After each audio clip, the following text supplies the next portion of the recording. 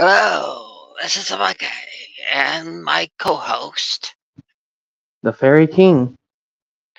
Uh-huh. Well, we're doing a special one tonight. The there is an underrated film, in my opinion, the most underrated film in the Jurassic Park saga.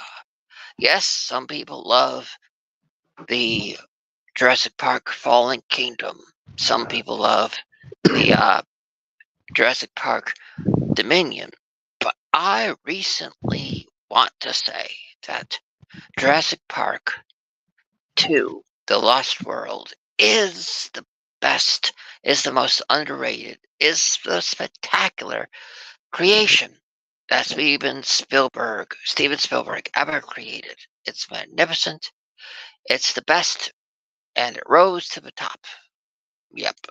Well, I tie it with another one of my favorites, which is the Schindler's List. But that's for a different time. But for this, the I mean, it's the all-star cast, the writing, the everything. I think it's the best. Well, what about you, Fairy King? In the whole series, is this one of your favorites?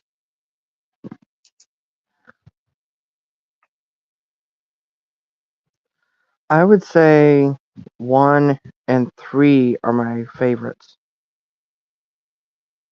Um, I would say, yeah, three holds a special place in my heart, but this definitely is. Well, yeah, I tie it with Dominion, but so yeah, I would rank it this one, then three, then Dominion.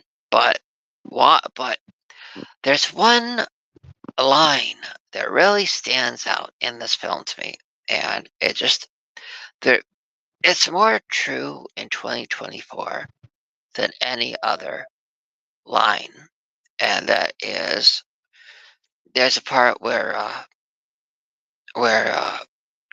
Dr. Malcolm is at the house of tell us who yeah, John Hammond, and he says to the bad guy, uh there aren't any versions of the truth. And I strongly believe that. It's recently come to light that some people think that there are different versions, that there's just people's perspective. But no, I believe if it's on paper, if the truth is captured by FBI in all the ways they capture it, from evidence to videos of people that maybe have been recorded, to other evidence, in all the ways that the FBI can get it, I believe that that is the truth. That like Dr. Malcolm said, there are no versions of the truth. And I strongly believe that. And then you got the cast of Magnificent. You got the girl from the lady from Boogie Nights and The Forgotten. You got the guy from I forget his name. He was from Fred Claus. He was in Dodgeball. He was in the movie Made.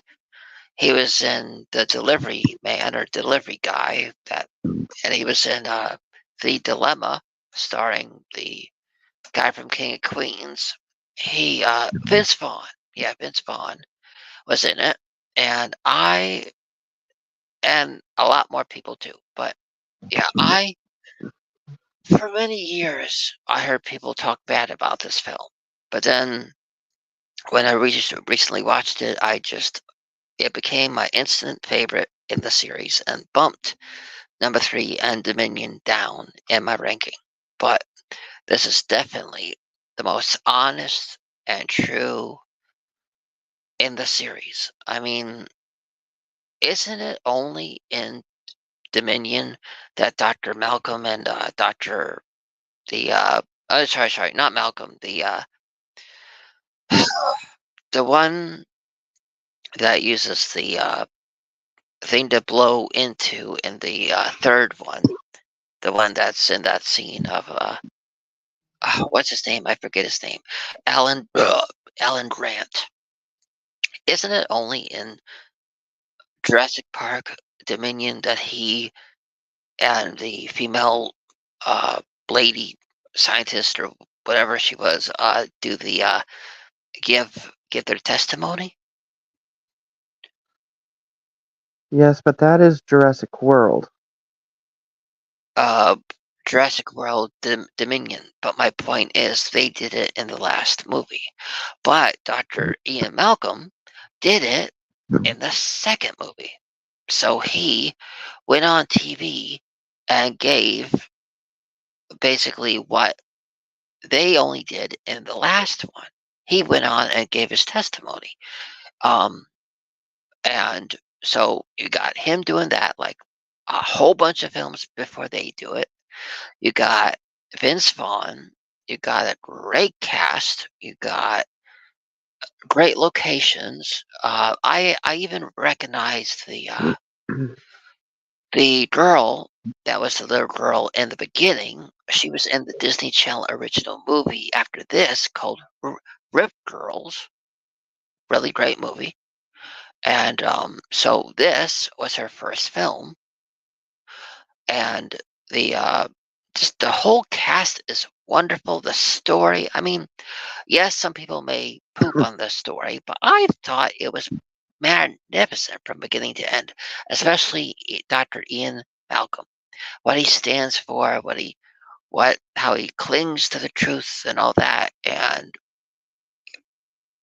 things happen the way they're supposed to in the end. And what did you love about it? Besides, yeah, I like the thrill of it. yeah. Um, the in my opinion, they didn't really go too heavy on the special effects, like all this, like the newer films. They go really heavy on the CGI, but don't you agree? In this one, it was more practical effects. Yes, they stuck to the same routine as they did for 2 and 1. Mhm. And I just love everything about it. Even when they drive through the micro mini park of the micro mini version of Jurassic Park that looked. I mean, don't you agree? It looked more like a cheap version of SeaWorld that they were gonna do. Yes. Like it reminded me of the newer, like the 2000, what 19 2020 version of Dumbo.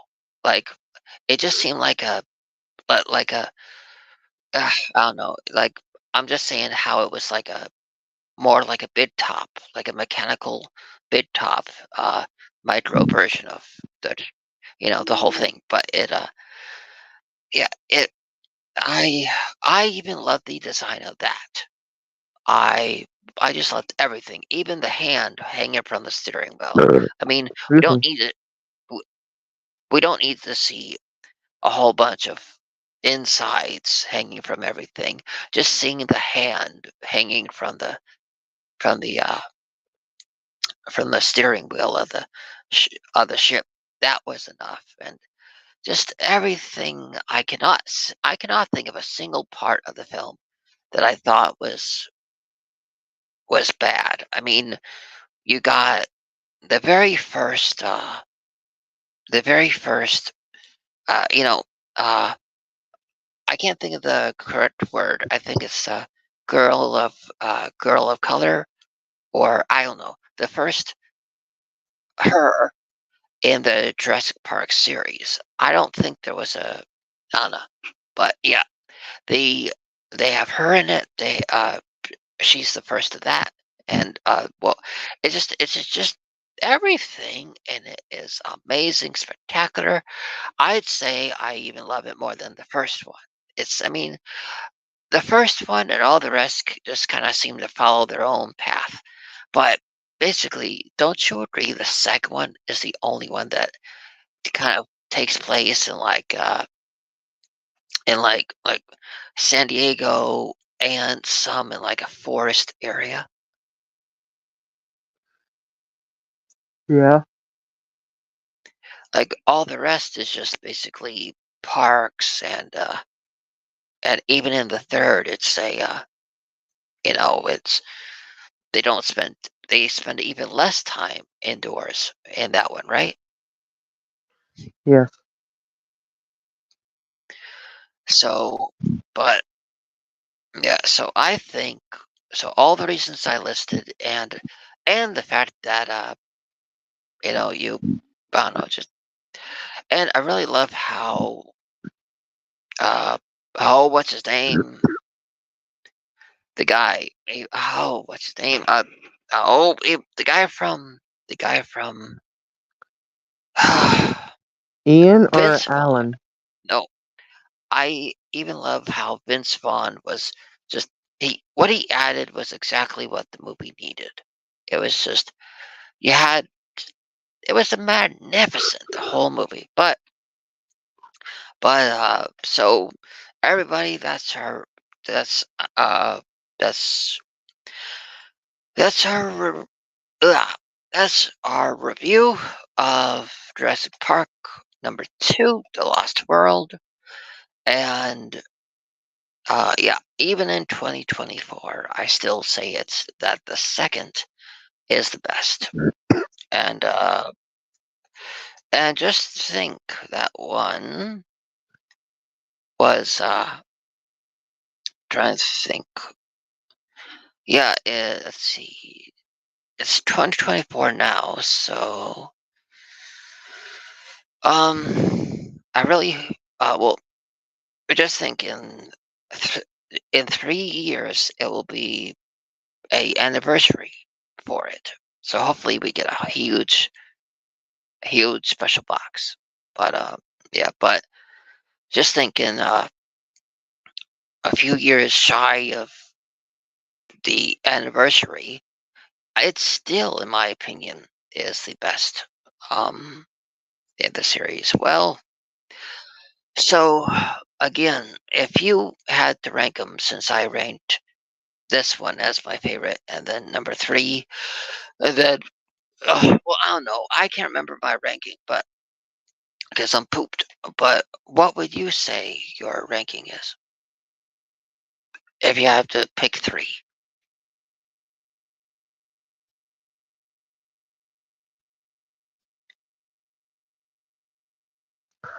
I would say 9 out of 10. I was talking which films are in your top three. Oh, I thought you were asking me to rank. Yes, in your top three. In my top 3, yeah, I would say number 3 would be a 9 out of 10. Okay, there you go, folks. We're gonna go spend time with Mr. Sandman, and we hope you all have a good night. And as Dr. Ian Malcolm said in the first one, and uh, the old guy that ran the park, and the Hammond, as Hammond said, in the end of the second one, life finds a way, or maybe he said, life will find a way. Life will Do find you a way. remember how? Yes, that's it. And just think, leave it to the fairy king to say it.